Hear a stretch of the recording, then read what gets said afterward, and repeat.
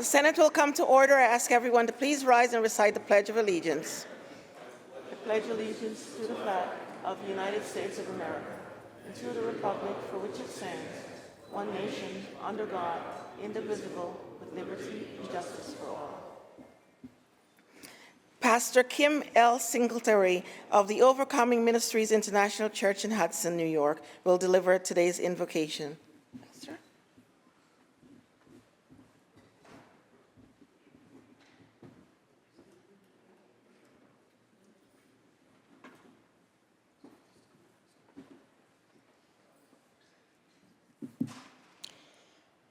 Let us pray. Almighty God, eternal source of wisdom and justice, we gather today in these esteemed chambers, mindful of the profound responsibility entrusted to each member of this Senate. We ask your guidance when they deliberate and legislate matters that shape the lives of millions across our great state and also our nation. Grant the grace of clarity of thought, compassion in judgment, and courage in decision-making.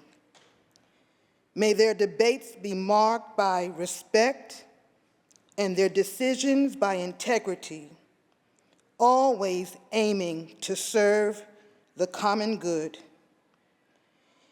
In a state enriched by diverse cultures, beliefs, and perspectives, help us to honor that diversity, fostering unity without conformity. Let our actions reflect the highest ideals of public service, promoting justice, equity, and peace for all New Yorkers. May this session be guided by wisdom, our laws be just, and our service be selfless.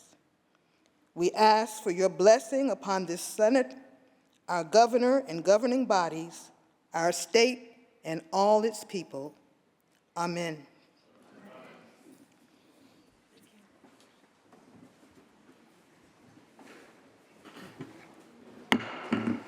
Reading of the journal.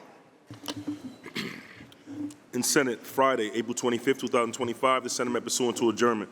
Journal of Thursday, April 24th, 2025 is read and approved. On motion, the Senate adjourn. Without objection, the journal stands approved as read. Presentations of petitions, messages from the Assembly, messages from the Governor, reports of standing committees, reports of select committees, communications and report from state officers, motions and resolutions. Senator Gineris. Good afternoon, Madam President. We're going to begin today by taking up previously adopted Resolution 234 by Senator Sepulveda. Please read that resolution's title and call on Senator Sepulveda. Secretary will read. Resolution 234 by Senator Sepulveda, memorializing Governor Kathy Hochul to proclaim April 14, 2025 as Bangla New Year Day in the state of New York. Senator Sepulveda on the resolution. Thank you, Madam President, for allowing me to speak on this resolution honoring the Bangladeshi community. It's truly an honor to bring up the resolution as we gather to celebrate the Bengali New Year, Pohela Boisak, which occurred on April 14th. I want to extend my warmest and most heartfelt greetings to the entire Bangladeshi community as you celebrate this beautiful and vibrant tradition. The New Year is a time to renew your dreams, strengthen community bonds, and look to the future with optimism and determination. This rich Bengali heritage, with its music, art, cuisine, and strong sense of community, deeply enriches the cultural diversity of our state and brings immeasurable value to our society. Today, through this resolution, we do more than mark the start of a new calendar year. We honor centuries of history, tradition, and the resilient spirit that defines the Bengali identity. Pohela Boisak is not just a holiday, it's a vibrant expression of culture, unity, and hope. I'm deeply committed to promoting diversity, inclusion, and respect for all cultures, identities, and traditions that make our state such a great place to live. In every song, in every traditional dish, in every colorful and joyful parade, we see the soul of the people who are proud of their heritage and full of hope for their future. The Bangladeshi community is an essential part of our social fabric of New York. Throughout hard work, dedication to education, entrepreneurial spirit, and generosity, you've enriched our communities in countless ways. From the family-owned businesses and community leaders to young students and tireless workers, you embody the immigrant spirit that strengthens and inspires our state. I want to offer a special tribute to community leaders, cultural organizations, religious leaders, and social organizations whose dedication makes celebrations like this possible across our city and state. Your work is invaluable and your impact is profound. On this occasion, I would like to recognize Dr. Nazrul Islam, Senior Economist and Vice Chairman of the Muqtadara Foundation, and Biswajit Saha, Founder and President of NRB Worldwide, and all our distinguished guests in the gallery who are here today to celebrate. I close by once again thanking you for the opportunity to share this special moment with you. From my office in Albany to every corner where your joyful songs of Pohela Boisak are heard, please know that you had me a steadfast ally and a friend for history. Thank you very much. Dhanyabad. Thank you, Senator. Senator Comrie on the resolution.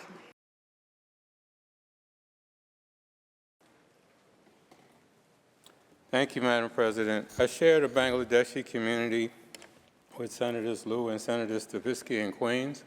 I've been honored to work with the Bangladeshi community since before 2001, back in 1985, I want to say, is my first contact with the Bangladeshi community, working with the Bangladeshi community, helping to get the first Bangladeshi American elected to any school board in the city, Moshed Alam, who I still have a great relationship with. My district is enriched by the vibrant Bangladeshi community. Their traditions, faith, and festival are strengthening the cultural fabric of Southeast Queens and the entire state. Bangladeshi-owned businesses, from bustling grocery stores to neighborhood restaurants, are the cornerstone of our local economy in many parts of Queens. Bangladeshi entrepreneurs not only create jobs, but keep our commercial corridors alive and thriving. The rise of Bangladesh civic participations in elections, community boards, and advocacy shows the growing power of our immigrant communities. Their engagement is vital to a stronger, more representative democracy. I'm proud of the Bengali community in Queens and throughout the state. I'm honored to rise today to support you with this resolution. Thank you, Madam President. Thank you, Senator. Senator Stavisky on the resolution. Madam President, and thank you, Senator Sepulveda, for not just bringing the resolution, but bringing our friends from the Bangladesh community to Albany. As Senator Comrie said, we have a close relationship with the Bangladesh community in Queens, and I am so proud to represent so many of them in the eastern and southern part of my district. And yes, they are a vital part of our business community, our social fabric, and everything that makes the state of New York a welcoming home for people looking for a fresh start. I'm again delighted that Senator Comrie mentioned our mutual friend Moshed Alam, because he is a leader in the Bangladesh community in Queens. I am so proud to have known him during all of his, I think, campaigns, and we wish him the best, but the Bangladesh community is at the forefront of all things in Queens that are good, and we welcome you, and we congratulate you on all your accomplishments, but also your anniversaries. Thank you. Thank you, Senator. Senator Bailey on the resolution. Thank you, Madam President. I just want to say thank you, Senator Sepulveda, for introducing this resolution. It bears worth repeating every time that this auspicious day comes on that my first TV interview when I was running for office back in 2016 was not with quote-unquote traditional media. It was with Bangla-speaking television. It was with Time TV. And so I will never forget how warmly I was greeted by the Bangla-speaking community, by the Bangladesh community within the Bronx. Although I've been redistricted, unfortunately, out of the 204th area, you all remain in my hearts as you are continuously hardworking individuals who give to community over self all the time. And so I just want to say thank you for doing what you do. I want to say I will always work with you, even if you're not necessarily specifically in my district. You'll always be a part of my district in my heart. Don't abad. Thank you, Madam President. Thank you. Senator Fernandez on the resolution. Thank you, Madam President, and thank you, Senator Sepulveda, for this resolution honoring Bangla New Year. I rise in proud support of this. April 14th marks Bangla New Year Day, a celebration of renewal, reflection, and hope for the future. In Bengali tradition, the New Year is a time to set aside the burdens of the past, to begin anew with purpose, and to reaffirm the values that guide families, communities, and generations. Here in New York, the Bengali community has carried the spirit forward, preserving language, culture, tradition, and contributing to the vitality and the diversity of our communities and our state. Their story reminds us that renewal is not only an act of celebration, but an enduring commitment to building a stronger future. I proudly support this resolution. Thank you, Senator. Senator Liu on the resolution. Senator Liu on the resolution. Thank you, Madam President. I want to welcome our Bangladeshi friends and community leaders to the chambers of the State Senate. I agree with everything that my eloquent and distinguished colleagues have said already. I thank Senator Sepulveda on this resolution, and I urge all of our colleagues to vote yes. Thank you. Thank you, Senator. To our guests, I welcome you on behalf of the Senate. We extend to you the privileges and courtesies of this House. Please rise and be recognized.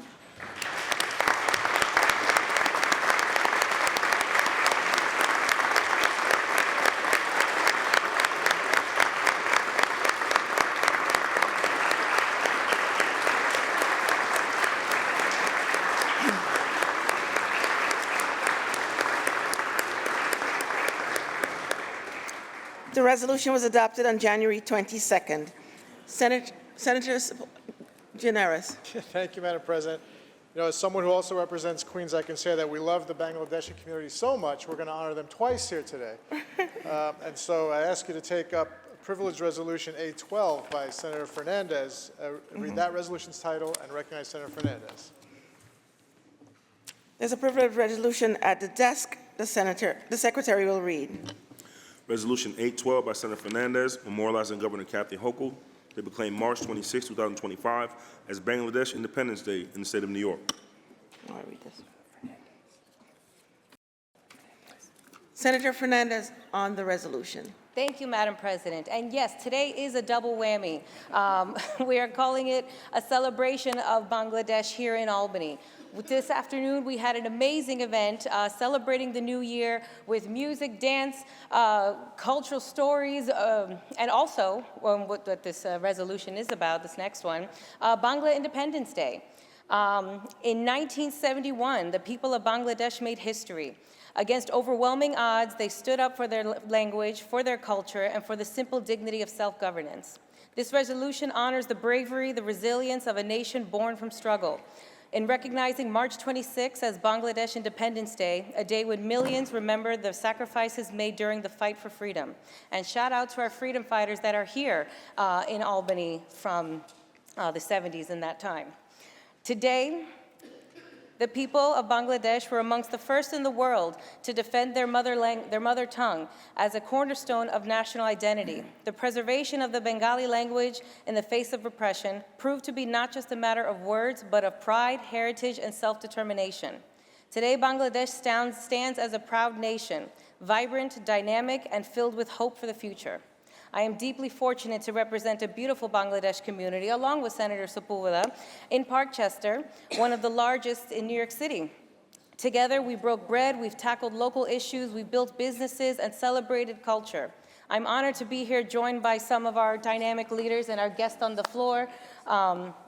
A few names to mention: Abdul Sahid from the Bangladesh Welfare Organization, Mamoon Islam from the Bronx Bangladeshi Community Organization, Balil Islam, a CEO of one of our favorites, Golden Palace, Nurul Islam, MD Ali, Samad Mia of the Bangladesh Society of the Bronx, one of the oldest organizations in the Bronx starting this movement, and so many more. And I truly thank you for being here and giving us the honor of your work, your love for your country, and for educating us a little more here in Albany. You have all played such an integral part, and not just for the Bronx, but for New York City and New York State in celebrating our beautiful diversity. I urge my colleagues to please support this resolution, welcome our guests here once again on the floor, and celebrate Independence Day. Thank you. Thank you, Senator. Senator Bailey on the resolution.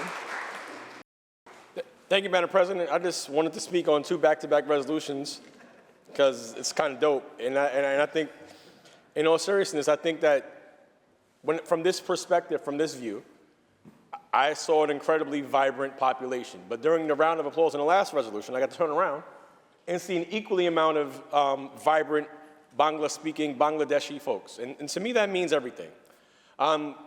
We come from different places throughout the state to do the business of the people. And, like, we're in April and we're still trying to figure things out. But one thing that the Bangladeshi individuals have always figured out, again, is to make sure that they continue to weave that fabric of community together. So whether you're from the Bronx, whether you're from Queens, or any point in between, or from Brooklyn, sorry, Madam President.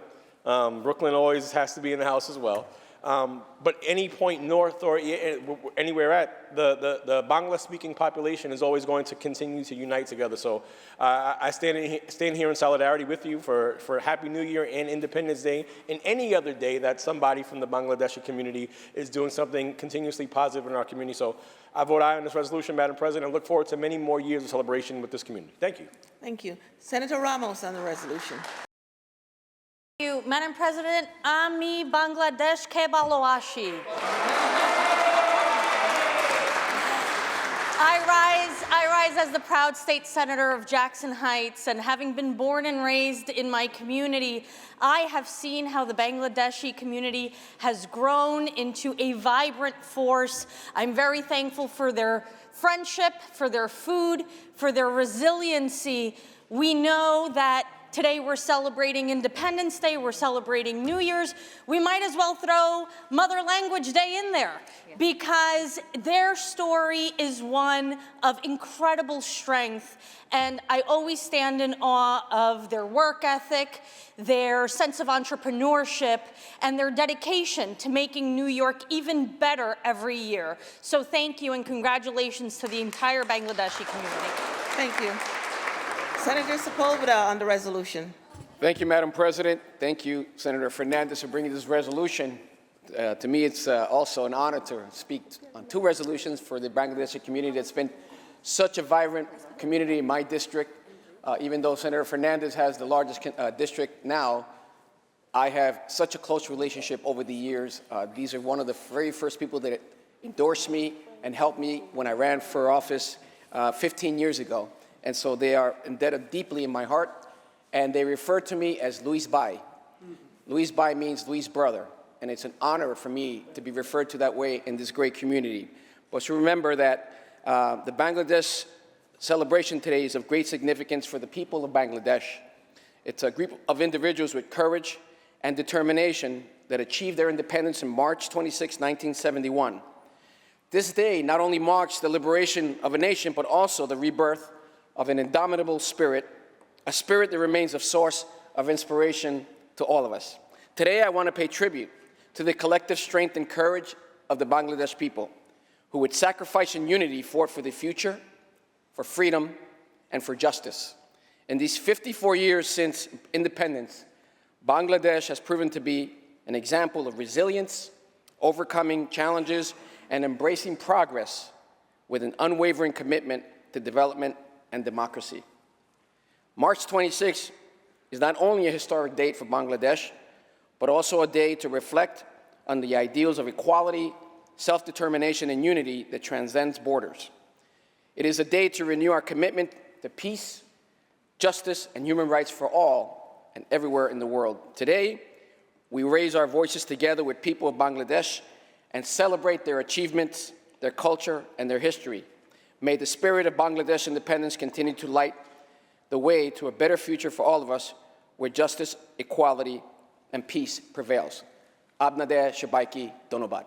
Thank you, Senator. Senator Myrie on the resolution. Thank you, Madam President. I have the honor of representing Kensington in Brooklyn, home to a thriving Bangladeshi community. So I just wanted to express my gratitude, celebration, solidarity with this community. You are what makes this city great, what makes this state great. You come here for opportunity, not just for your children and your families, but for the community as well. So today we celebrate with you, we honor you, and we thank you for your contributions. Thank you.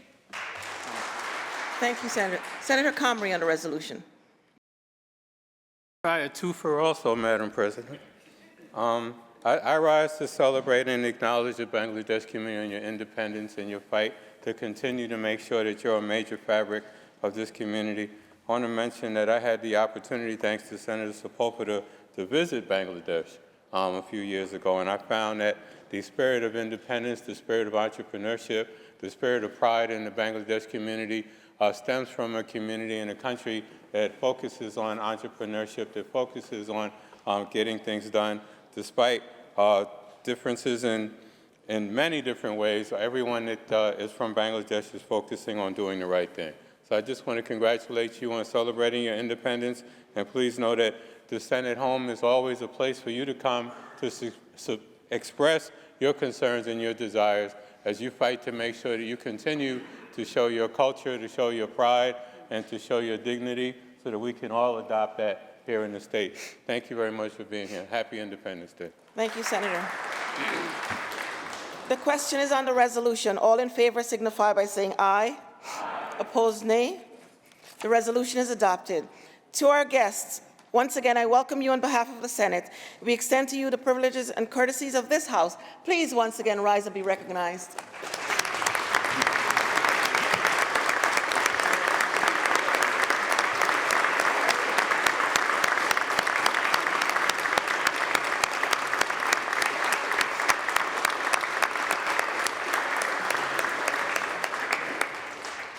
Senator Gineris. Madam President, let's move on to Privilege Resolution 846 by Senator Ramos. Let's take that up, read its title, and recognize Senator Ramos. There's a privileged resolution at the desk. The Secretary will read. Resolution 846 by Senator Ramos, memorializing Governor Kathy Hochul to proclaim April 28, 2025 as Workers' Memorial Day in the state of New York. Senator Ramos on the resolution. Thank you, Madam President. I rise to affirm a simple human right. No job should cost anyone their life. Every year, this body takes up a resolution to commemorate Workers' Memorial Day.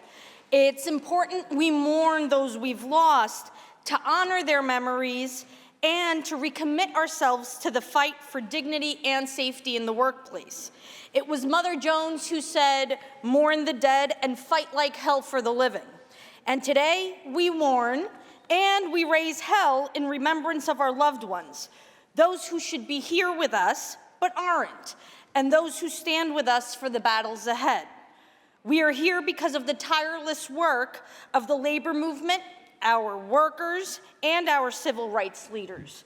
We walk in the footsteps of labor champions like Mother Jones, Dolores Huerta, and A. Philip Randolph, of activists, of the single mother working 3 jobs to support her children, of all those homeless and living in shelters despite having a job. The future of this country is built by workers who are too often bruised, burned, suffocated, and buried. These tragedies overwhelmingly affect immigrants, especially Black and brown workers who continue to be exploited, underpaid, and left behind. We recognize the living pain of our people. The voices I hear in Jackson Heights, Corona, East Elmhurst, and Elmhurst are workers who are tired of being called essential but treated as expendable, who work and toil with no reward in sight. As the daughter of working-class immigrants and as someone who proudly represents the beating heart of Queens, carrying this resolution is always a tremendous honor for me. To ensure that those we have lost are remembered and to hold those accountable for building a safer future for all New Yorkers. But symbolism alone is not justice. Action is. That's why I've passed legislation to create New York State's Workplace Fatalities Registry, the first of its kind to ensure transparency, accountability, and protection for workers across the state. I've passed legislation to include mental health trauma in workers' compensation. And still, it is not enough because the most profitable corporations and the greediest of people in the world continue to put their profit over the safety of their workers. So every year, I fight to pass paid sick leave for domestic workers, and I continue my crusade for the Temp Act to create a heat standard for workers in construction, agriculture, landscaping, car washes, warehousing, and food service. We must do more.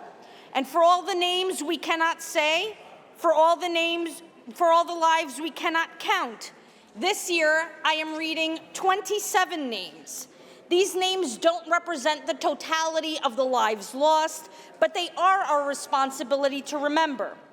We honor and send love to Jui Meng Tang, a spa worker, Sean Johnson, helicopter pilot, Juan Carlos Sosa, textile machine operator, Jason Forte, heavy equipment operator, Harvinder Singh, a construction worker, Richard Arico, sanitation worker, Paulo Couto, construction worker, Jose Portillo, a building superintendent, Mamadou Barry, an Uber driver, Nelvern Samuel, a sanitation enforcement agent, Navid Afsal, a rideshare driver, Efrain Patiño Guerra, a hotel cab dispatcher, Edgar Ordóñez, NYPD recruit, Gregor Zupa, a construction worker, Herb Henry Alesna, a construction worker and member of LIUNA Local 731,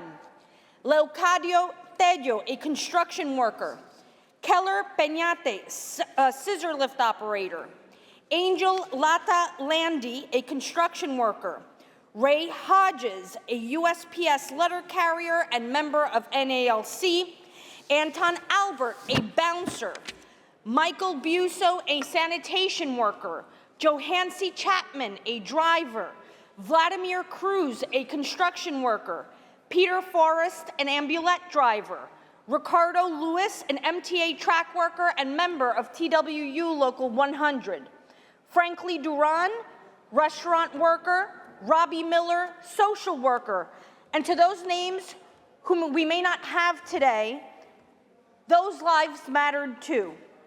We will never stop fighting until every worker is safe, protected, and paid what they're worth. Not one more. Thank you. Thank you, Senator. Senator Mayer on the resolution. Thank you, Madam President, and thank you, Senator Ramos, for each year reminding us of how important this particular resolution is.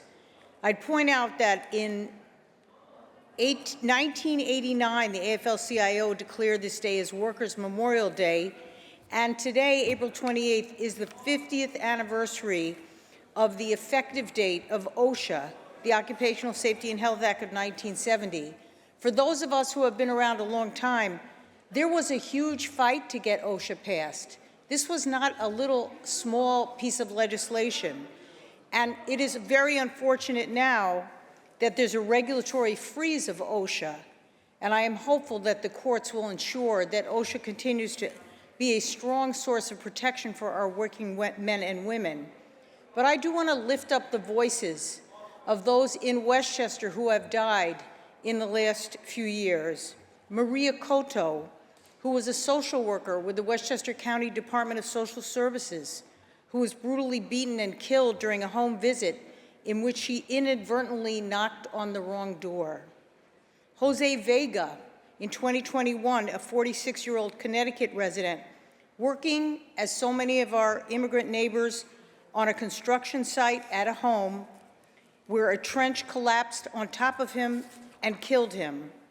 And at that time, the DA brought, for the first time in Westchester County, the charges of criminally negligent homicide in the death of this worker. We need to do better ensuring that our laws protect these workers when this kind of criminally negligent homicide occurs. And we have far to go to do a better job. But I would point out that Alejandro Manuel Casagueno Peiza, in February 2020, a 26-year-old Bronx resident, was killed at a construction site in New Rochelle. These construction worker deaths have been on a steady increase. 86% of construction deaths in the state occur at non-union work sites, predominantly immigrant workers. This year on Workers' Memorial Day, let us lift up the voices we have lost, and let us recommit ourselves to ensuring there is safety for every man and woman, regardless of immigration status, who works in our state, who puts their life on the line simply to have a job. That is something we must change. Thank you, Senator Ramos, for reminding us each year that is our commitment. Thank you. Thank you, Senator. Senator C. Ryan on the resolution. Thank you, Madam President, and thank you, Senator Ramos, for bringing this resolution forward. So today, I rise not just as a senator in this great body amongst some great leaders, but as a lifelong union member, a 28-year union member of the Communications Workers of America and a former president of the Communications Workers of America Local 1123, but an advocate who has seen firsthand the difference that organized labor makes in the protecting of the lives of working men and women. On Workers' Memorial Day, Senator Ramos said it, we say that we in the labor movement, we say we mourn for the dead and fight like hell for the living. For me, this is a little personal.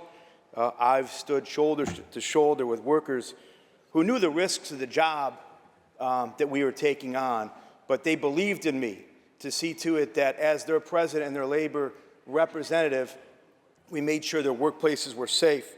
But I've also had to attend the services of fellow brothers who have lost their lives to electrocution, who have been hit and run over and killed by motor vehicles. It's funny, and we say, CWA, we wear red on Thursdays. And people don't always know why we wear red on Thursdays, but when CWA was on strike in 1989, one of our fellow union brothers named Jerry Horgan was on the picket line, and he was unfortunately run over and killed by a replacement worker. So we always remember that every Thursday to this date. We wear red on Thursday to commemorate that, and we don't forget it. Every year, we spoke of it, every year thousands of workers lose their lives for simply doing their job. As a matter of fact, in 2023, 5,283 working people were killed on the job, and countless more injured and sickened because their safety was seen as an expense instead of a right. Unions have always been the first line of defense against dangerous workplaces, whether it's fighting for OSHA standards, leading health and safety training, negotiating for life-saving equipment, or empowering our workers to speak up. The union has made these workplaces safer for everybody, but today and always, I believe we as lawmakers have an obligation to pass meaningful legislation to protect those that are on the job, and quite frankly, we do also as society. So today we remember those who have lost their lives to every worker and every job in every corner of this state. Thank you. Thank you, Senator. The question is on the resolution. All in favor signify by saying aye. Aye. Opposed, nay. The resolution is adopted. Senator Gianaris. Madam President, all of today's resolutions are open for co-sponsorship. The resolutions are open for co-sponsorship. Should you choose not to be a co-sponsor of the resolutions, please notify the desk. Senator Gianaris. Here on behalf of Senator Hinchey, I wish to call up Senate Print 2182, recalled from the Assembly, which is now at the desk. The Secretary will read. Calendar number 150, Senate Print 2182 by Senator Hinchey, enactment of the Public Service Law. Move to reconsider the vote by which the bill was passed. Secretary will call the roll on reconsideration. Addabbo, Gianaris, Kruger, Orso, Cousins, White. Ayes 59. The bill is restored to its place in the third reading calendar. Now for the following amendments. The amendments are received. On behalf of Senator Fahey, on page 17, I offer the following amendments to Calendar 497, Senate Print 4713, and ask that said bill retain its place on the third reading calendar. The amendments are received and the bill will retain its place on the third reading calendar. Senator Janeris. Please take up the calendar at this time. The Secretary will read. Calendar number 391, Senate Print 4728 by Senator Sanders, an act in relation to establishing the New York State Cryptocurrency and Blockchain Study Task Force. Read the last section. Section 5, this action take effect immediately. Call the roll. Dabo, Giannaris Kruger, Ort, Stewart Cousins, White. Announce the results. Ayes 60. The bill is passed. Calendar number 398, Senate Print 4369 by Senator Comrie, enactment of the not-for-profit corporation law. Read the last section. Section 2, this action take effect immediately. Call the roll. Adabo, Giannaris Kruger, Ort, Stewart Cousins, White. Announce the results. In relation to calendar 398, vote in the negative are Senators Martinez and Walzek, ayes 58, nays 2. The bill is passed. Calendar number 452, Senate Print 3071A by Senator Sanders, enactment of the education law. The bill will be laid aside for the day. Calendar number 458, Senate Print 4892B by Senator Stavisky, enactment of the education law. Read the last section. Section 2, this act shall take effect 1 year and shall become a law. Call the roll. Adabo, Giannaris Kruger, Ort, Stewart Cousins, White. Announce the results. In relation to calendar 458, voted in the negative, Senator Martins, ayes 59, nays 1. The bill is passed. Calendar number 470, Senate Print 1463 by Senator Kavanaugh, enactment of the environmental conservation law. Laid aside. Calendar number 486, Senate Print 1225 by Senator Rivera, enactment of the social services law. Read the last section. Section 2, this act shall take effect immediately. Call the roll. Adabo, Giannaris Kruger, Ort, Stewart Cousins, White. Announce the results. Ayes 60. The bill is passed. Calendar number 505, Senate Print 4767 by Senator Bailey, enactment of the executive law. Read the last section. Section 3, this act shall take effect immediately. Call the roll. Adabo, Giannaris Kruger, Ort, Stewart Cousins, White. Announce the results. Ayes 60. The bill is passed. Calendar number 565, Senate Print 2294 by Senator Skoufis, enactment of the general municipal law. Read the last section. Section 3, this act shall take effect immediately. Call the roll. Adabo, Giannaris Kruger, Ort, Stewart Cousins, White. Announce the results. Ayes 60. The bill is passed. Calendar number 612, Senate Print 1641 by Senator Fernandez, enactment of the criminal procedure law. Read the last section. Section 2, this act shall take effect immediately. Call the roll. Adabo, Giannaris Kruger, Ort, Stewart Cousins, White. Announce the results. Ayes 60. The bill is passed. Calendar number 662, Senate Print 1380 by Senator Serrano, enactment of the Parks, Recreation, and Historic Preservation Law. Read the last section. Section 2, this act shall take effect on the 180th day and shall become a law. Call the roll. Adabo, Giannaris Kruger, Ort, Stewart Cousins, White.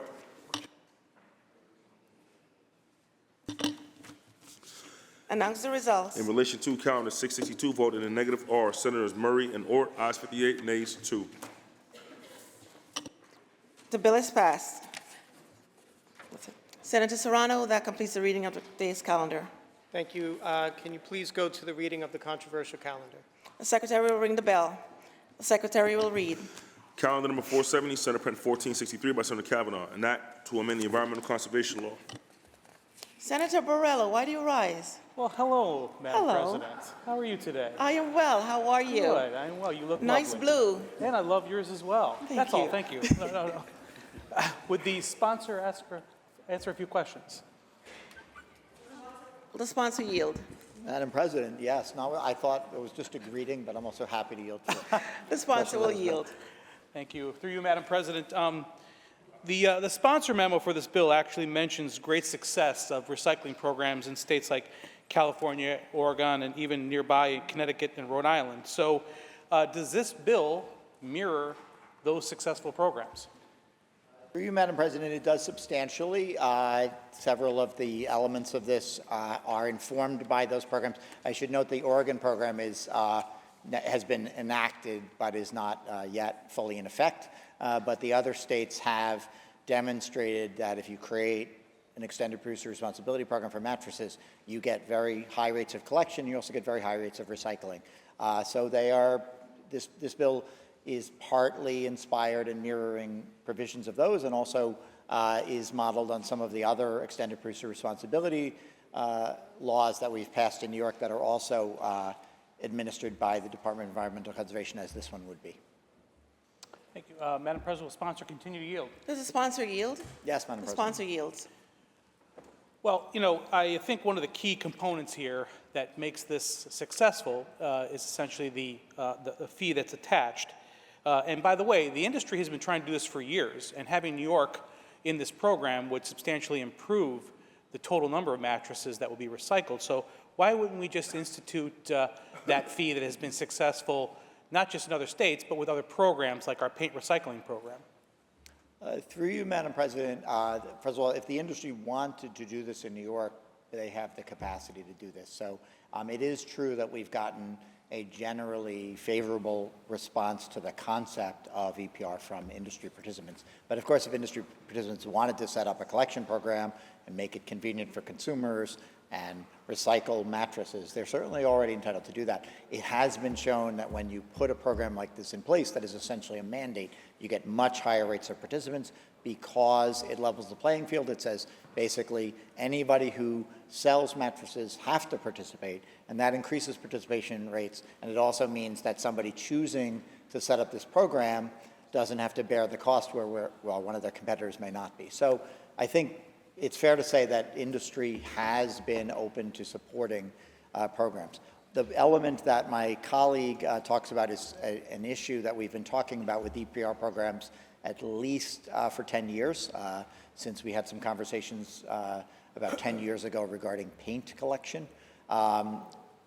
It is just a fact that New York in general, as we've done our kind of modern EPR programs, has done them somewhat differently. The expectation is that the industry, the various participants in the industry, will work together to figure out the most effective and efficient way to collect mattresses and meet their obligations to handle them responsibly, and that they will distribute the cost among themselves, and they will do it in the most efficient way possible. If you create a fixed fee that, as some people have proposed, every purchaser of a mattress would have to pay, it diminishes the incentive for the industry to do this efficiently. If they're going to get $20 per mattress, regardless of how efficient they are, they're likely to, spend the $20 and not worry too much about keeping the cost to the consumers at a minimum.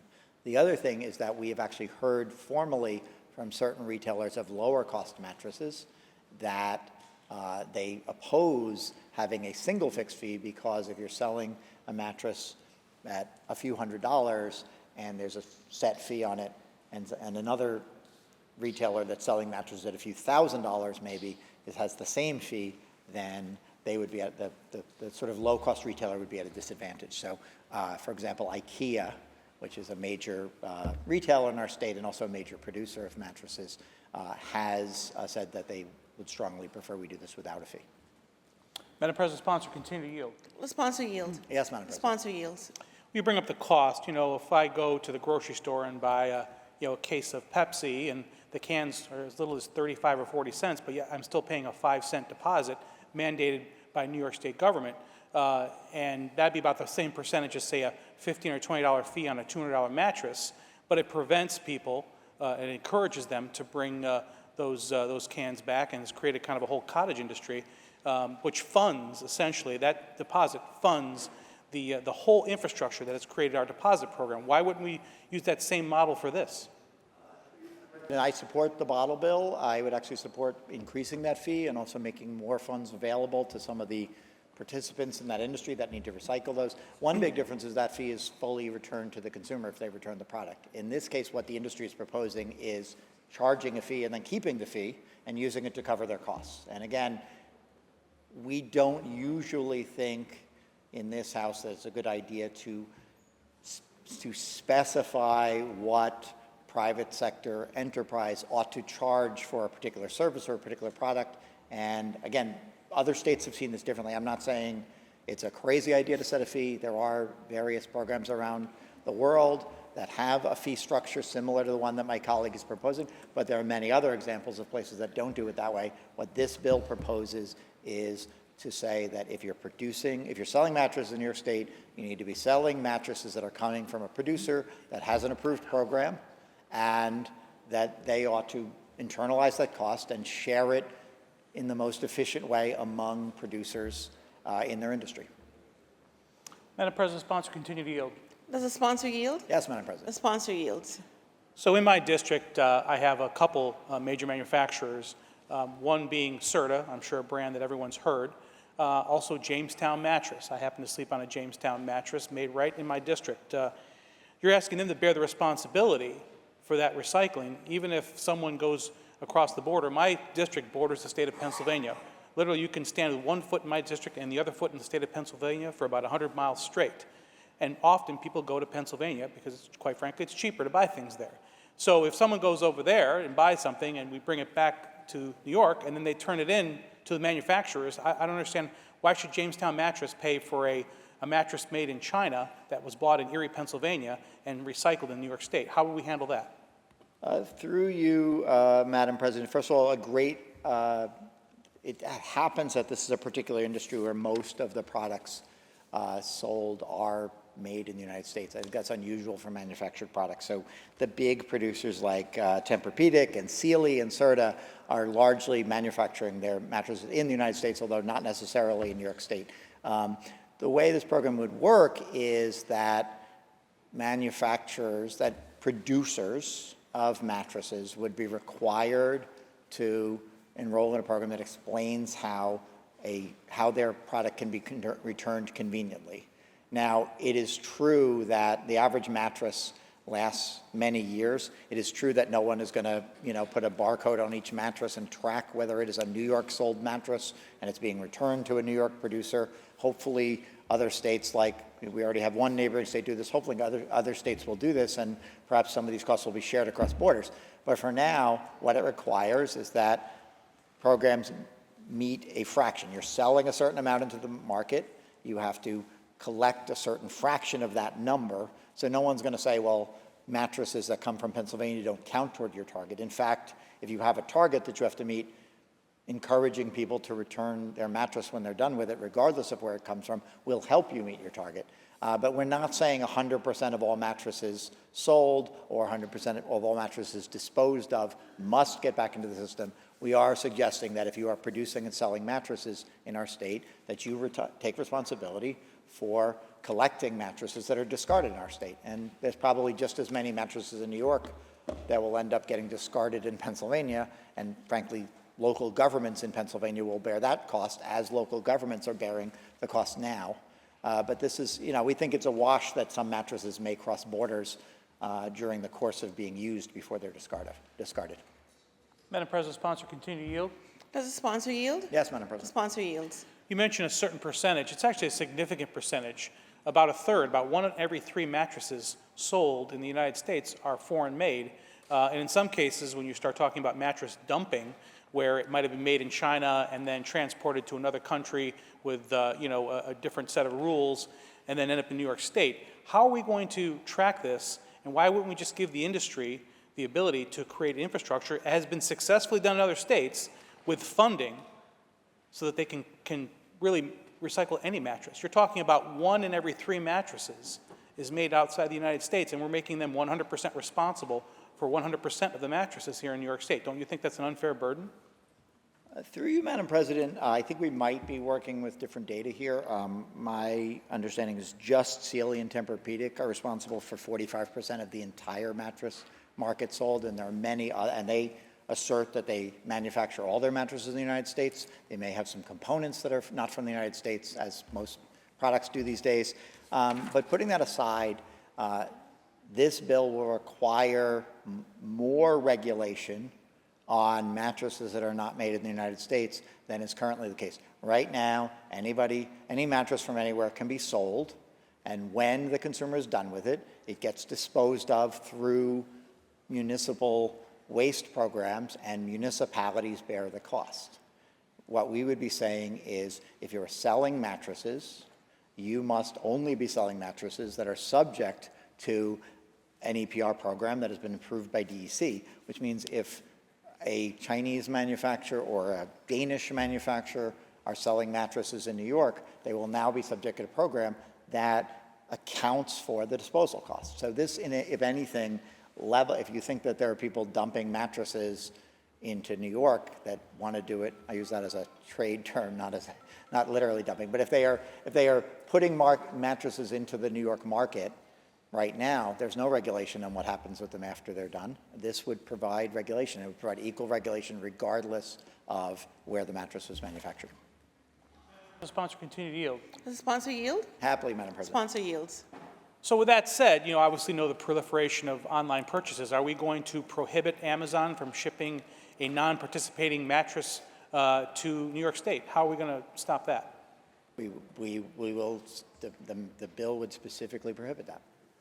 You are not permitted in this bill to sell mattresses unless they are part of a program approved by DEC that addresses the question of what's going to happen at the end of life. And that, for what it's worth, that program can be done in a number of ways. Like theoretically, a mattress producer could create their own program, or they could work with another competitor in the industry that they want to work jointly with, or they could create, which is more likely, they could create a single entity that is statewide, often called a producer responsibility organization, where they all pool their resources. They basically take a mattress back at each collection site, regardless of the manufacturer, and then they allocate the cost among themselves, which businesses are quite adept at.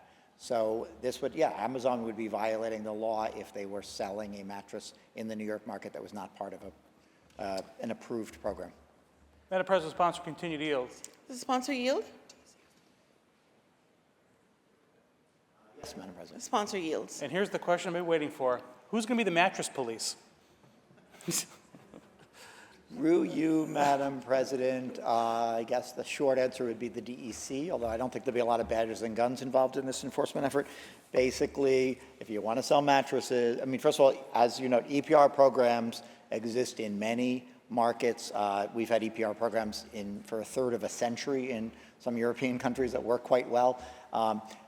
The bill would require, if you want to sell mattresses in New York, that you're part of an approved program approved by DEC. There are timeframes within which to approve that. DEC would list all the manufacturers that are participating in those programs. So if you want to sell, if you're a retailer, all you have to do is check the list and see that that is a brand of mattress that is approved.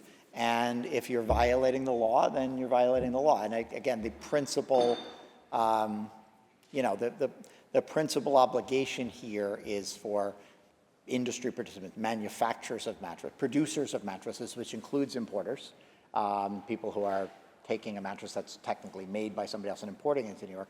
If you're bringing a mattress into the New York market, you have to participate in this program, and the program has to be approved by DEC as to the convenience of it and the sufficiency of it. And if you do that, then your mattress is sellable in New York. To continue to yield. Does the sponsor yield? Yes, Madam President. Sponsor yields. So this brings up an interesting, I guess, conundrum. You can very easily, in my district, and people do it every day, go to Erie, Pennsylvania, which is literally minutes from Jamestown. So you have Jamestown making mattresses in Jamestown that'll be complying and footing the bill, and they're going across the border, and the consumer buys a non-compliant mattress and brings it back to New York. Is that person now essentially handling mattress contraband? What's going to happen to those folks? Madam President, there's nothing in this bill that would prohibit somebody from buying a mattress across the border and using it for their personal use. If they're buying mattresses across the border and setting up a retail operation selling those mattresses, and those mattresses are not from a brand that is participating in a PRO, that is compliant with the law, then that retailer, as soon as they become a retailer, they might be violating this law. But there's nothing we're not checking your mattress label at the border, as it were. I will note that it is the likely outcome here is the same, it's likely to be the same as it has been in other states, which is most companies that want to sell mattresses in New York, which is probably most makers of mattresses, will likely set up a program, have it probably joined together with all the other mattress producers, set up a single program, and have DEC approve it, and then we'll proceed from there. So I don't think it's likely to be a problem that every once in a while, or maybe not even in my district, they probably go to a mall in New Jersey and buy a mattress if they're not buying it in New York, and there's nothing in this bill that would prevent that. Okay. Madam President, on the bill. Senator Barilla on the bill. Thank you, Senator Kavanaugh, for that. I think one of the things that we always forget here in New York State is that we are not the center of the universe, and that everything does not revolve around what happens in New York State. And in fact, people have options, now more than ever. You can order something online, ship it into New York State, no one's going to know the difference. But we're going to make sure that manufacturers, many of who are based here in New York State, who every day think of reasons why they should leave New York State, which is happening at a record pace, are going to say to themselves, why should we have to shoulder this burden when we can lift up our operations and move it a few miles down the road to Pennsylvania and not have to deal with this any longer? And then they can become the manufacturers that are shipping into New York State without having to shoulder this burden. But the interesting thing about this particular bill is that there's just one little thing that would make this something that would be embraced by the industry, and that is a fee that has been successful in all those other states that the sponsor mentions in his justification. The key has been a nominal fee, somewhere between $16 and $22 per mattress, so that they can create the infrastructure necessary to recycle these mattresses. And it's actually a good thing because so many of the parts go into other things that can be used successfully. But we don't want to do that here in New York State. Why? Well, because we have a lot of people that are buying, low-cost mattresses, and we don't want them to have to pay that burden. But like I said before, I go in and buy, a case of Pepsi and pay 45 cents and I'm a can at the grocery store, and I'm paying an extra 5 cents. And in fact, there's a big problem where I live. There's a big problem that people in Pennsylvania actually buy cans of soda that they actually didn't pay the deposit on, and they bring them to New York State to collect the deposit. It's a huge multi-million-dollar problem here in New York State. And we're going to create an even bigger multi-million-dollar problem with, of all things, mattresses. So I think that the intention is good, the industry supports it, but yet we don't really have the key element here, which is to create the funding to create the proper infrastructure. And in those other states, this is very important, I asked the question, how many mattresses are actually being recycled? I was really expecting to say like 10%, 15%. 67% of mattresses in those other states that have a recycling program are being recycled. That's a huge impact. So what are we really talking about here? Do we want to have an impact? Do we want to keep those mattresses out of our landfills and off the side of the road? And for what? For what a small fee that would be added to those mattresses to create that infrastructure, which the industry supports. So I think we can support this with that change, but if we don't continue to unfairly burden manufacturers like we do in so many industries in New York State, it's going to create another, failure for us to support the businesses here in New York State, like the businesses in my district, like Jamestown Mattress, like Serta, that have been there employing hundreds of people, union employees, that will be sacrificed because we don't want to charge a nominal fee to create a program that would have a huge benefit. So I'm going to be a no on this bill with the hope that that amendment can be made sometime. Thank you, Madam President. Thank you, Senator. Senator Walczak. Thank you, Madam President. I'll go briefly on the bill. Senator Walczak on the bill. Thank you. So this bill aims to see more mattresses recycled in the state of New York. The Mattress Recycling Council has been in operation for over 10 years, as my esteemed, distinguished, and well-respected colleague George Borrello pointed out. And now in those 4 states, California, Oregon, Rhode Island, and Connecticut, 67%, 15 million mattresses through a small assessment of a fee at retail, point of sale, and oversight from whatever the environmental department in that state is, a program that appears to be working very well and numerically with 15 million mattresses recycled is obviously working well for those states. Local governments have brought up this issue, and they are relieved in those states because mattresses can be pretty difficult and bulky to deal with. They take up a lot of space in a landfill. They can be an impediment to human health for those who are dealing with them. They very quickly degrade when they're left out in the elements or in a bad situation. But this bill doesn't adopt the program that has been proven in those. In the marketplace of ideas in the 50 United States of America, we in this body have the opportunity to look at what other states are doing and listen to the industry and what they might say.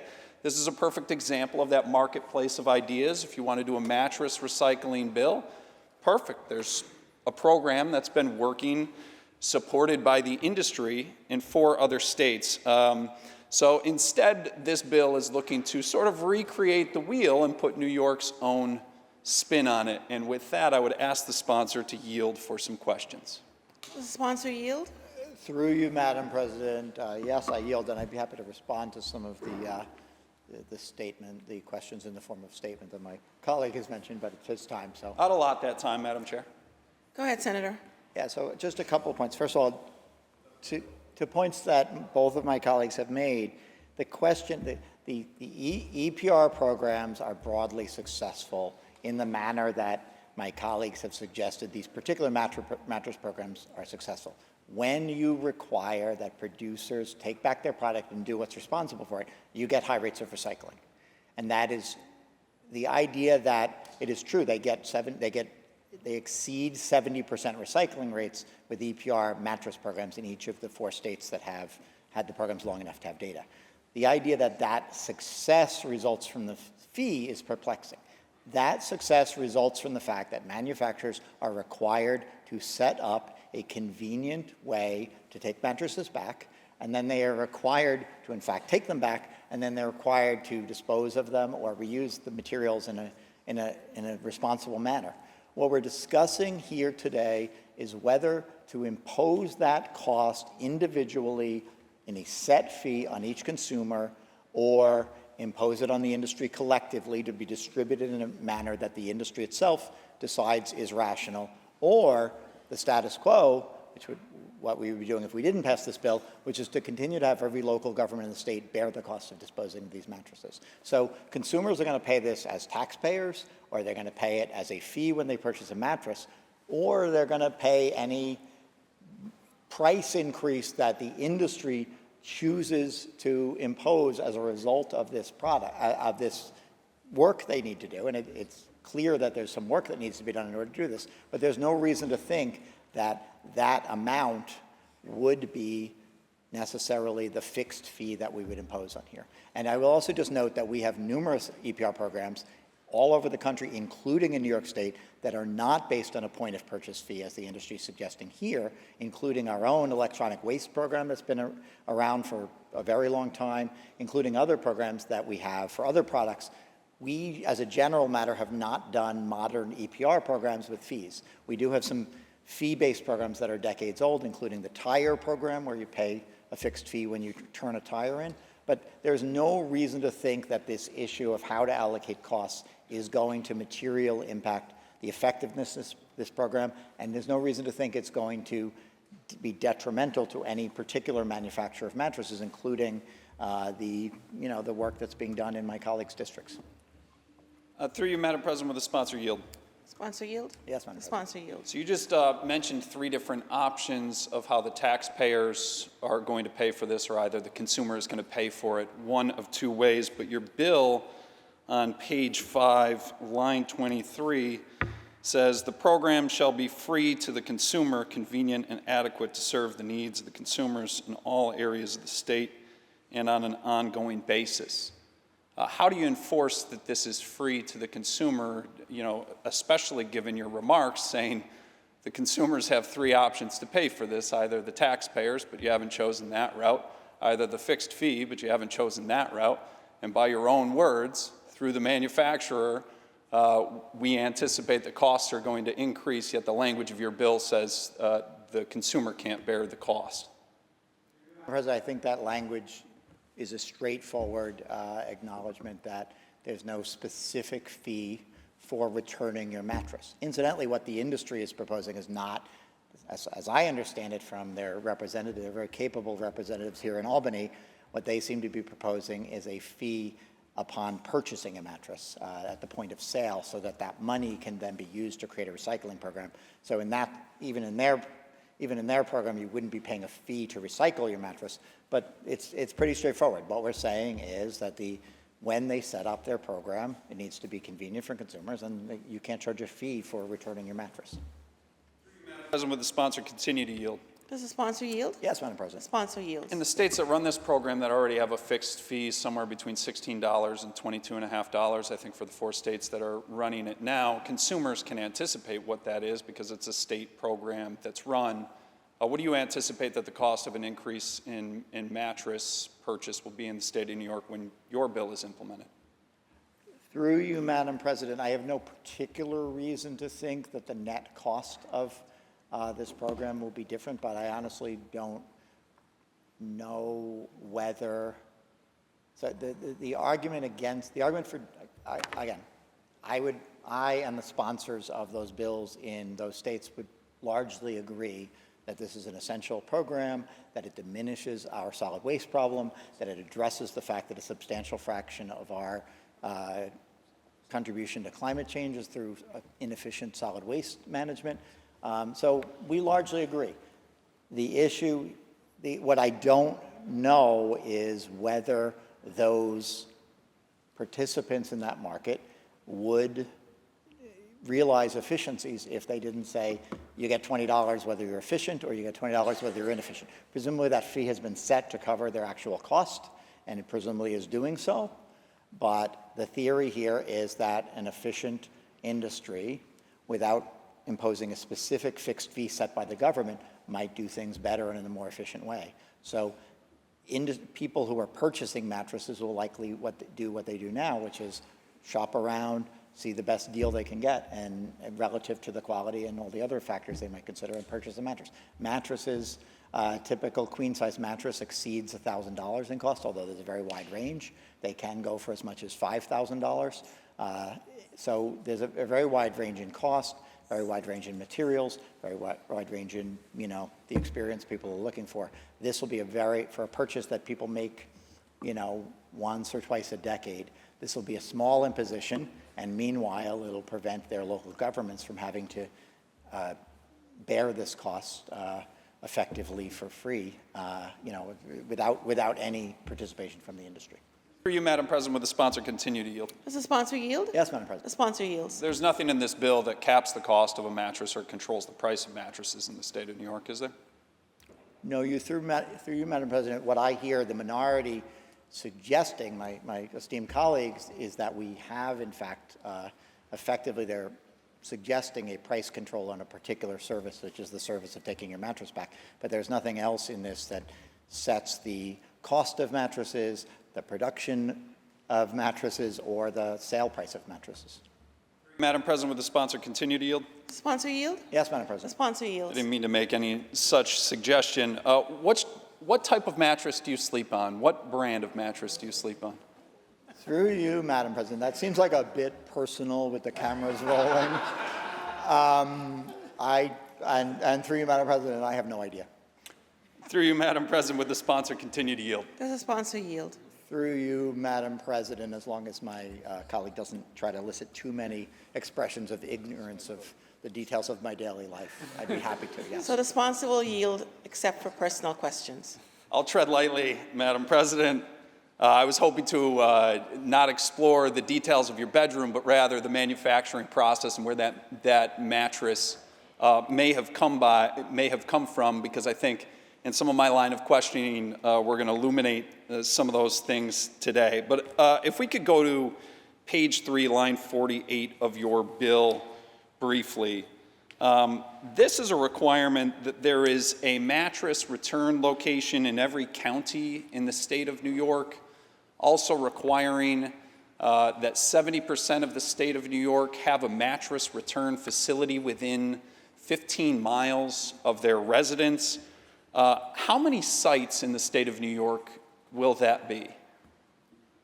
Through you, Madam President, I don't think there'd be any reliable way of estimating that. I suppose you could take the number of square miles and then remember your high school geometry and figure out the radius and the circumference, the ratio of the radius of a circle to the area of a circle, and then, but that would suppose that they're evenly distributed, which they won't be.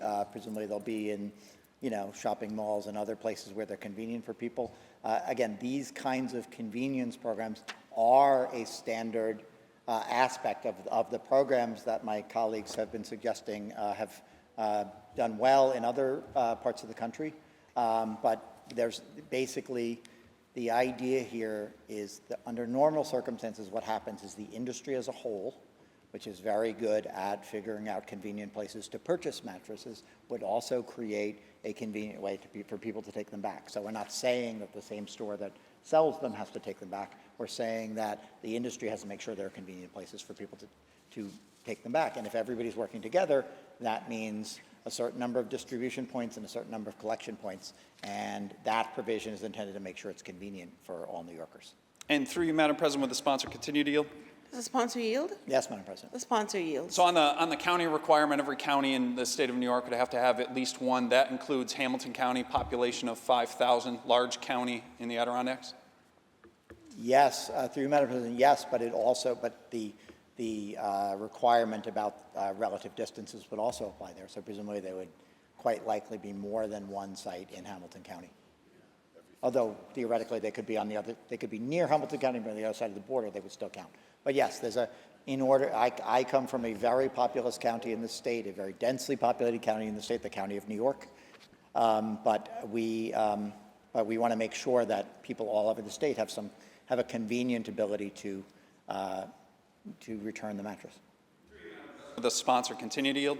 Does the sponsor yield? Yes, Madam President. The sponsor yields. Did you reach out to rural counties or the APA, to say whether they could cite one of these mattress return facilities? I'm not aware that you can even purchase a mattress in Hamilton County. There's only 5,000 residents. Who would pay for that location? Through you, Madam President, I have not talked to the particular, you're talking about the Adirondack Park. I have not talked with the Adirondack Park Authority about this bill. I have talked with various representatives of counties and towns and villages, which generally support these programs because otherwise they are bearing the cost of disposing of these mattresses. But yeah, the requirement that there be at least one site in that county is something that the industry as a whole would have to address for the benefit of the residents of Hamilton County. If somebody were to tell us and say that Hamilton County of all counties in the state needs some kind of an exception, I suppose we could address that. But there are certainly businesses, retail businesses, other kinds of businesses. There are certainly disposal sites. I mean, people have places to dispose of their garbage within Hamilton County, one presumes. So perhaps those could be places where they could also turn their mattress in. And through you, Madam President, would the sponsor continue to yield? Does the sponsor yield? The sponsor yields. So are you saying it would fall on the county as a municipality to provide that site? No, I am saying, through you, Madam President, that the industry would be required to identify a site in that county that is willing to take mattresses back as part of this program. And I am suggesting one possibility, which is not uncommon in EPR programs, is for a site that is the place where you bring other things you need to dispose of. You also bring your mattresses there. And in this case, then the industry would be responsible for covering costs of that and also taking the mattress from there. So I'm saying the citing of the idea that we couldn't find any site in Hamilton County where this activity could occur. It's not, it doesn't require some large facility. It doesn't require any extensive equipment. It's merely a drop-off site is what would be required here. And I'm saying that it's likely you could do that. And if I were in the industry, I would consider looking at places where right now people are taking their mattresses typically to a place where they get disposed of in a landfill. We would be saying it doesn't go to the landfill, but the same place you might drop it off to have it dumped in a landfill could theoretically serve as a collection point. It's just that the mattress doesn't then go to landfill, it goes to the industry for appropriate and responsible handling. Madam President, the sponsor continue to yield? Does the sponsor yield? Yes, Madam President. The sponsor yields. You keep repeating the term the industry would. Who would ultimately cite a place in Hamilton County? Who would be responsible for citing a place in Hamilton County where people would have the right to return their mattresses? Through you, Madam President, I'm not quite sure in what manner my colleague is using the word citing. If my colleague is suggesting that they would need some special approval to create such a site, it seems to me that this would be, this would be akin to many other businesses people might establish. But I don't profess to know the ins and outs of citing things in Hamilton County per se. What I am suggesting is that states including states with very rural areas, with very underpopulated areas, have had similar convenience requirements, and they managed to comply with this law. And all it would take to comply with this law is to find some place in Hamilton County with this particular provision of law, we provide some place in Hamilton County that is willing and able to take people's mattresses back when they are done with them. If you're talking about the mattresses of a total of 5,000 people and they use them, people typically use mattresses, let's say every 5 to 10 years, you'd be talking about taking a very small number of mattresses back county-wide, and that's a service that it seems to me is pretty easy to cite. If in the implementation of this, it became clear that there was some good reason we couldn't cite a mattress collection point anywhere in Hamilton County, I suppose the DEC over the course of the next couple of years could alert us to that fact and we could try to address it. But it seems to me unlikely that the problem with this is that there's no place in Hamilton County to bring your mattress. Through you, Madam President, would the sponsor continue to yield? Does the sponsor yield? Yes, Madam President. The sponsor yields. So on page 4 of your bill, you say to meet these convenience goals, the producer or representative organization shall, which makes it a requirement, enter into voluntary agreements. How do you mandate a voluntary agreement? Through you, Madam President, the provision that my colleague is referring to would be voluntary from the perspective of the other party to it. We're requiring that the industry, the industry engage in these various practices in order to create a program that is effective and efficient. It would not. There's nothing in this bill would require that any particular. I think you're referring to the voluntary agreements to establish collection sites at public and private solid waste facilities, transfer stations, landfills, recyclables handling and recovery facilities that are permitted or registered with the department, or other suitable sites for the collection of discarded mattresses. So if you're requiring to do any one of those things, including other suitable sites for collection of mattresses, what you're saying is they're required to enter agreements for suitable sites. And there are various examples of what those might be, which are some of the ones I just mentioned in response to the previous question. But basically, the industry would be required to set up collection sites, and they would do that through a series of 5 different methods with various subparts of some of those methods, and once they've done that, then they would have a plan, and the DEC would approve the plan. And through you, Madam President, would the sponsor continue to yield? Does the sponsor yield? Yes, Madam The President. sponsor yields. All right, I'll move off of that one for a moment. Curious about mattresses and where they're manufactured in the world, because on page 6, line 43, you're requiring the department shall maintain a list of producers. Would that be an international list of producers from all mattress manufacturers in the globe? It would be producers that have plans that have been submitted and approved by the department. So it doesn't require that they survey the world for producers. It requires that producers that have sought authority to have their mattresses sold in New York are listed by the DEC. So if somebody's a retailer or a consumer and they want to know if they're purchasing from a producer that has complied with the law, they can just check the list. Through you, Madam President, would the sponsor continue to yield? Does the sponsor yield? Yes, Madam The President. sponsor yields. Because in this chamber, we can't do something that impacts manufacturing in Mexico or Poland or Italy or Slovenia, right? Is that correct? Through you, Madam President, we have substantial authority over things that are sold here. And again, I would just note that producer is defined in the bill. It's not some hypothetical concept. And, producer means any person who manufactures or renovates mattresses that are sold, offered for sale, or distributed to a consumer in this state. So the producers they would have to list are producers that are selling mattresses in this state, and it would be impermissible to sell a mattress in the state without getting an approved plan from the DEC. So that's the list that they would be doing. We're not affecting the manner in which mattresses are manufactured or sold outside the state.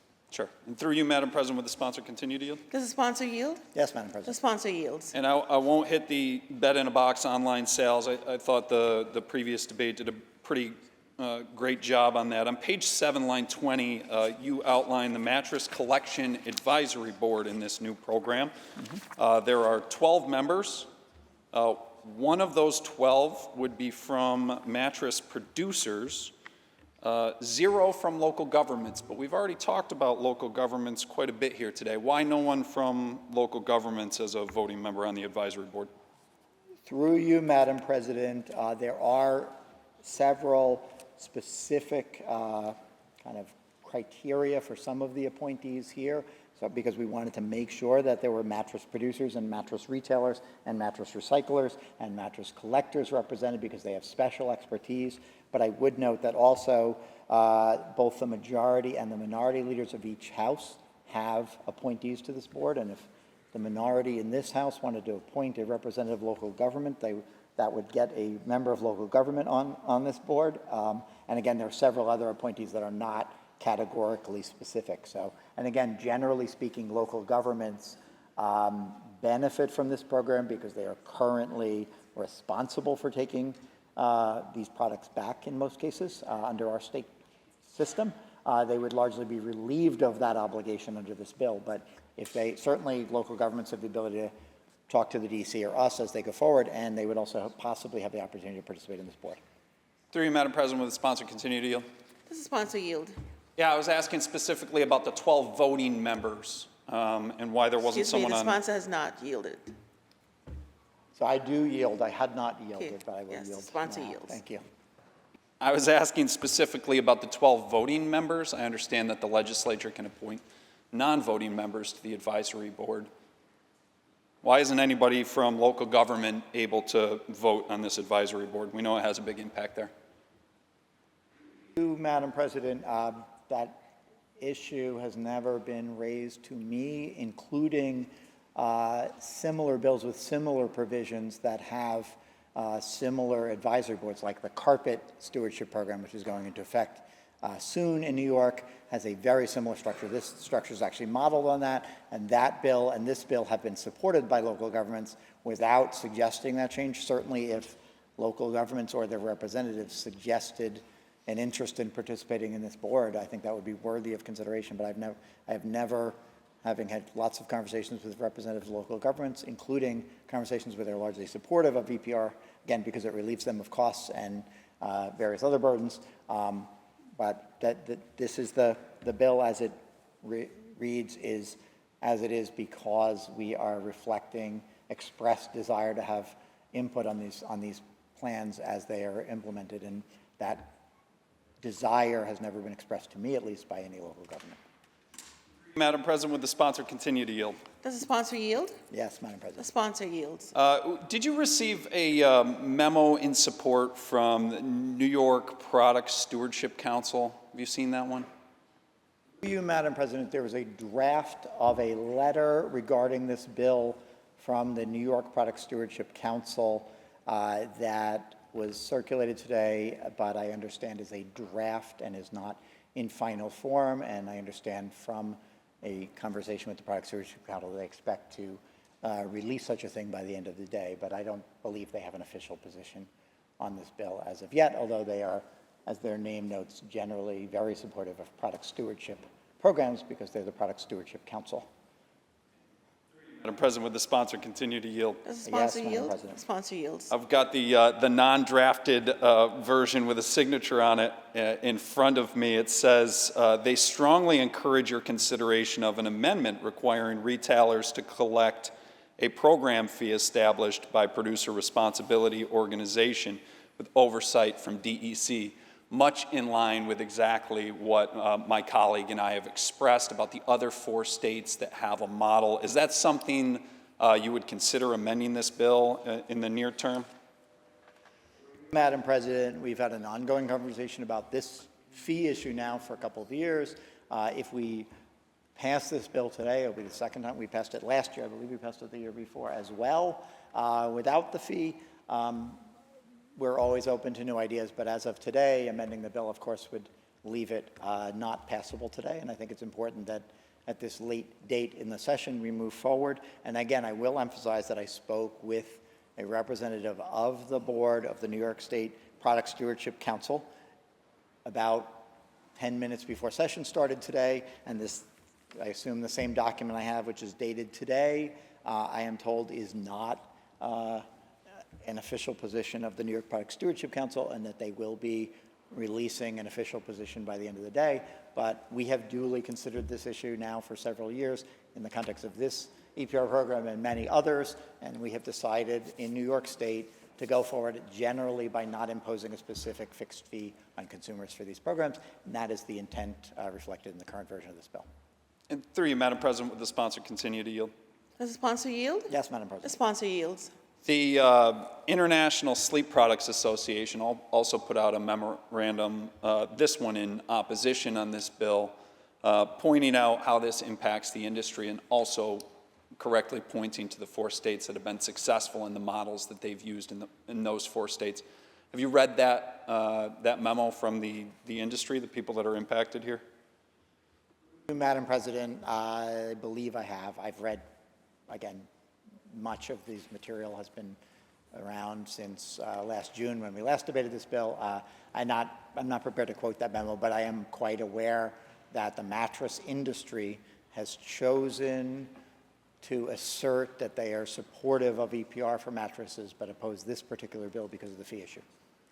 And through you, Madam President, would the sponsor continue to yield? Does the sponsor yield? Yes, Madam President. Sponsor yields. You keep coming back to mattress industry, so I want to talk about that for a moment. My colleague earlier pointed out that foreign producers actually sell 30% of the mattresses here in the United States. We're one of the largest importer of mattresses for a number of different markets, but I'm not sure if many realize the federal government and the International Trade Commission have been playing whack-a-mole for mattress dumping into markets for a long time. In fact, in 2021, under President Biden's administration, the Commerce Department imposed tariffs on mattress imports from Turkey at 20%, from Thailand at 37%, from Malaysia at 43%, from Cambodia at 52%, from Serbia at 112%, and from Vietnam at 668% tariffs, because these countries were subsidizing mattress exports in order to dump into our market and try and squeeze out some manufacturers here in the United States. So how does your bill play into that international whack-a-mole that the federal government has been doing with foreign producers? Through you, Madam President, I'm glad that we're both using the word dumping in 2 different senses during this debate. This bill being about not dumping mattresses in landfills, but this bill does not have any particular bearing on international trade disputes or the use of tariffs to address unfair trade practices from other countries. I would say the net effect of this is to increase regulation. It probably does, at least on the margins, benefit our, home mattress industry, because manufacturers would be required to have their brand and their trademark registered and listed by the DEC in order to have their mattresses sold legally in New York. But it's not particularly aimed to address those issues, and those issues are principally the province of the federal government. And through you, Madam President, would the sponsor continue to yield?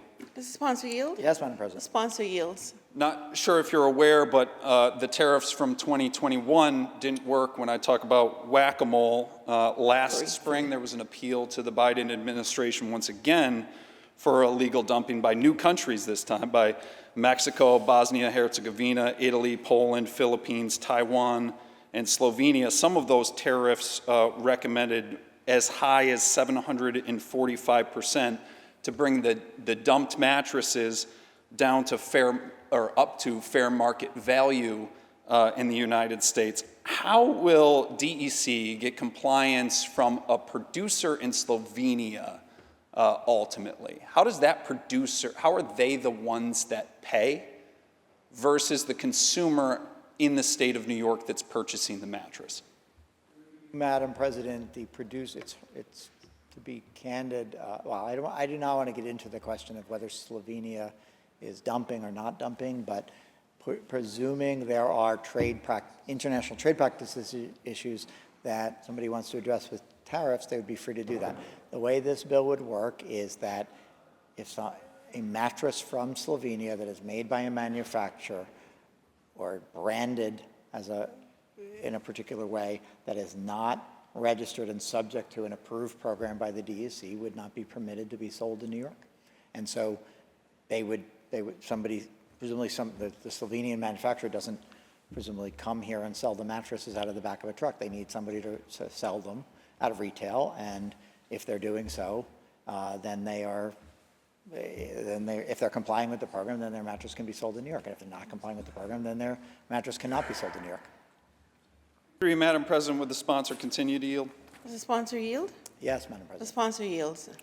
And for online sales, how are we going to ensure that New Yorkers that are buying a bed in the box, that the producer of that bed is ultimately in whatever online way that they've purchased it? If there's no point of sale fee here, you're just requiring the industry, as you put it, to put this entire program together and not shift any cost onto consumers somehow.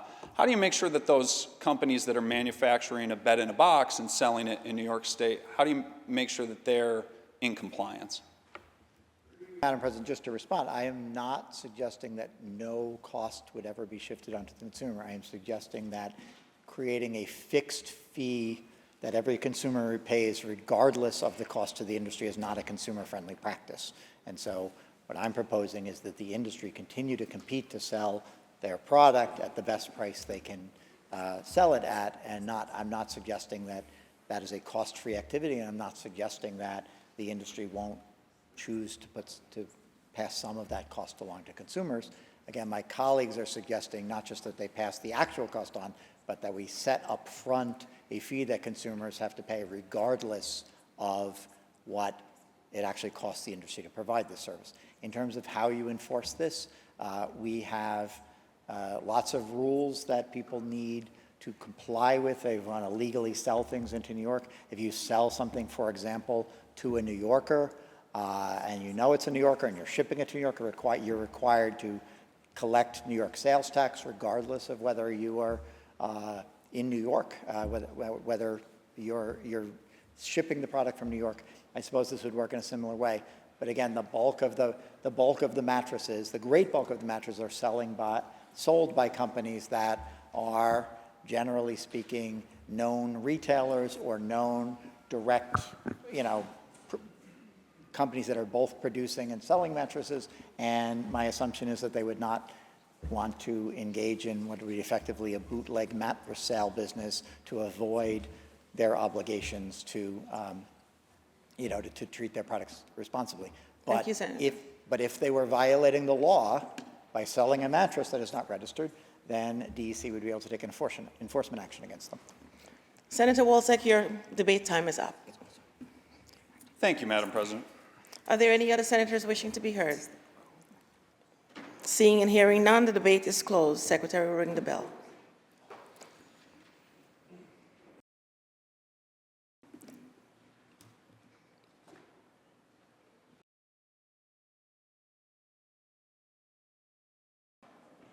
Senator Madam Gineris. President, we've agreed to restore this to the non-controversial calendar. The bill will be restored to the non-controversial calendar. Read the last section. Section 3, this act shall take effect immediately. Call the roll. Adabo, Gianaris Kruger, Orton, Stewart Cousins, White.